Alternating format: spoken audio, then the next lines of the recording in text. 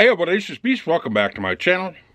Today we're talking a little bit about something that's been basically a hot button issue for many people for quite some time now. And it's led to a lot of controversy on the news, over social media, even on TikTok, even here on YouTube. A lot of people are talking about work-life balance and how important that is and why it's making a huge impact onto the workforce. Now, I never really thought about work-life balance because I worked a hectic job. I worked at public transportation, and it just really doesn't, it really didn't click. So I just said, you know what, let me read up on it and see why it's so important and why so many people are talking about it. So I was reading up on it, and it says, yeah, it's just balancing work with your personal life and keeping work away from your personal life, and it leads to better productivity, less times being absent, less stress. People get along with coworkers better. I mean, there's a lot of things that they've been talking about. And I just realized that, you know, there's a lot of jobs out there that do not have work-life balance. Let's just take it, for instance, the public transit agencies. So, I mean, public transportation or mass transportation is insanely, what do you want to call it, stressful. You're dealing with passengers, you're dealing with the management, you're dealing with everybody around you, you're dealing with everybody. I mean, it's crazy. You're dealing with the traffic. But the thing is, so we're gonna really work this into public transportation.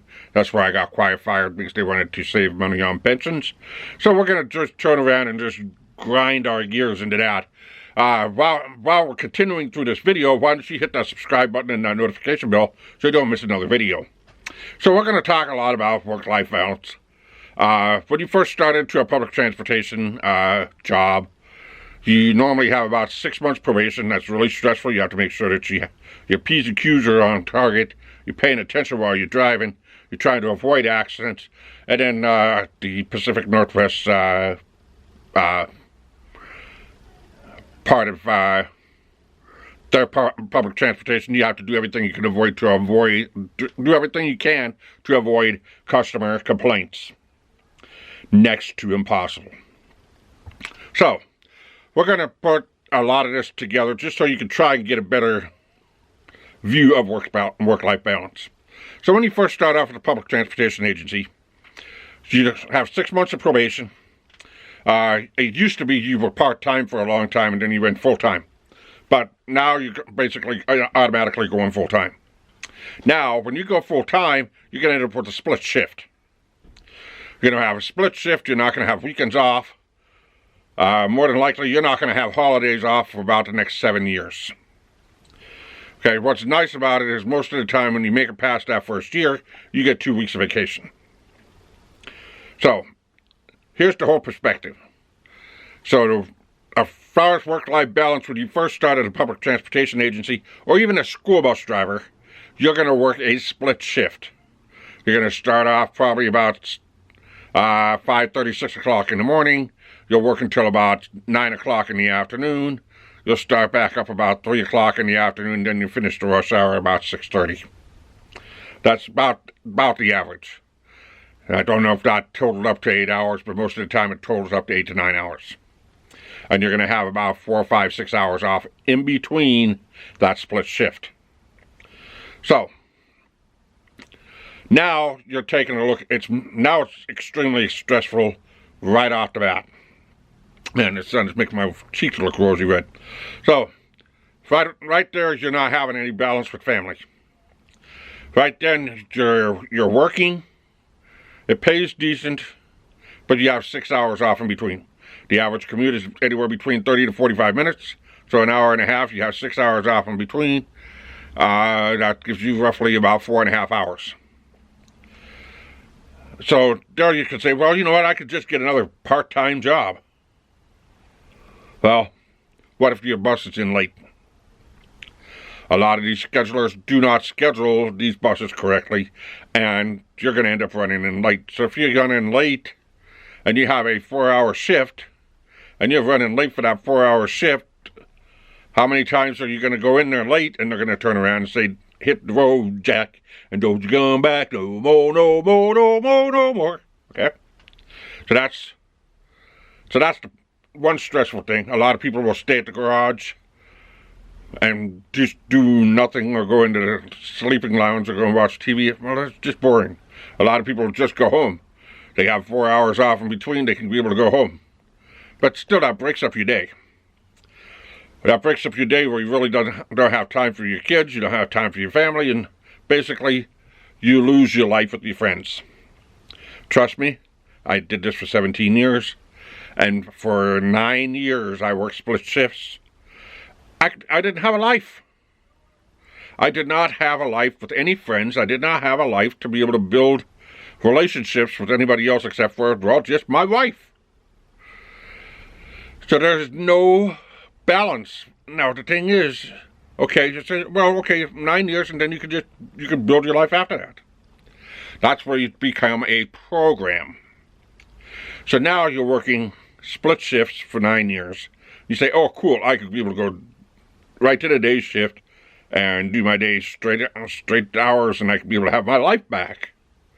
Or if you wanted to go a little bit sooner, you could probably go about 6 or 7 years, and then you could go into the night shift straight. But still, you don't have a life. So once you get into that day mode, you have a life. If you make it. But, like I said, you become a program of isolation. There's no balance. Once you get past like that 5 or 6 year mark, you've lost your balance.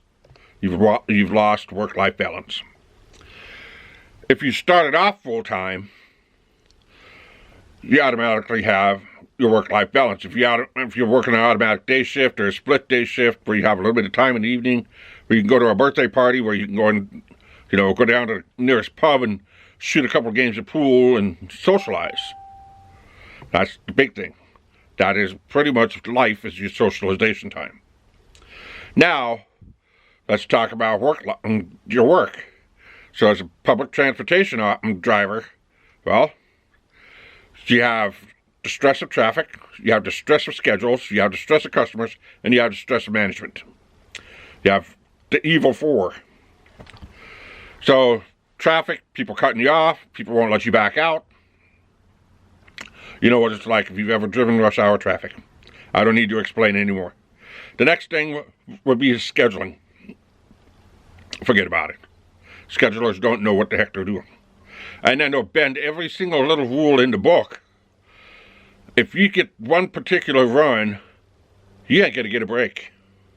You're working from the time you sit in that driver's seat until the time you get home. So if you're doing that, you still don't have a life. Even if you're trying to text or talk to your friends, you still don't have a life. Okay, now you get to the customers. You have the customers that are driving, and you have the customers that are riding. You have the customers that are boarding, you have the customers that are riding. If you say something wrong to one customer, somebody in the back of the bus is going to call it in. So you're basically sitting in that driver's seat, and everybody that walks through that door is your boss, is your manager. Your life depends on that person boarding your bus. Person you're boarding your boss. So that's your customers. Customers are your judge. Now you have management. Oh, wait a minute. You have your surveillance cameras and your microphones. There's the stress of that. If you, for one instant, forget that they're there, it's going to nab you. Now we get into management that doesn't back any bus drivers up, and they put their own story into your own words. In other words, you don't have a voice. And if you're a bus driver in Oregon, you don't have a union either. But yet, you're represented by a union. So, now you're looking at everything else. So, now the thing is how could a transit agency or a toxic company like this achieve work-life balance? Well, you have to take one of those negative impacts, and then in this case, you could be able to take away 2 negative impacts and then make it much more streamlined towards a much more pleasant job, and people will start trying to recruit people in for you. Now, that's the big thing with when you have work-life balance. If a job is so good that you feel like that you're being treated like a human, well, you know what? I'm going to start bringing people in. I'm going to start saying, hey, you know, my company's hiring, and they treat people really, really well. Okay. And now I just start bringing them in.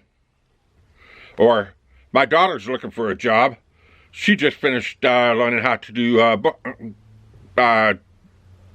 general file keeping in school or accounting. You know what? I'm going to refer my daughter. That'd be kind of cool. I could be able to have lunch with my daughter. Okay? That's just speaking. Then you start saying, oh, my aunt is an extraordinary graphics designer, and she just left her job, and she's looking for another job. So this is what work-life balance starts doing. It starts bringing in quality people from all over the place. You don't have work-life balance? You go in, you're basically, I am the HR manager. Oh, look, there's a trash can. Let's see what's at the bottom of it. We might be able to find someone. Pretty much it. They're going to dig to the bottom of the trash can to find people that they're not going to keep there that long.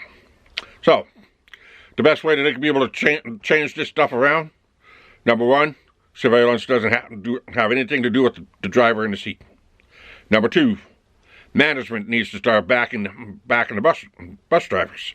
It's just like management backing employees no matter where they're at.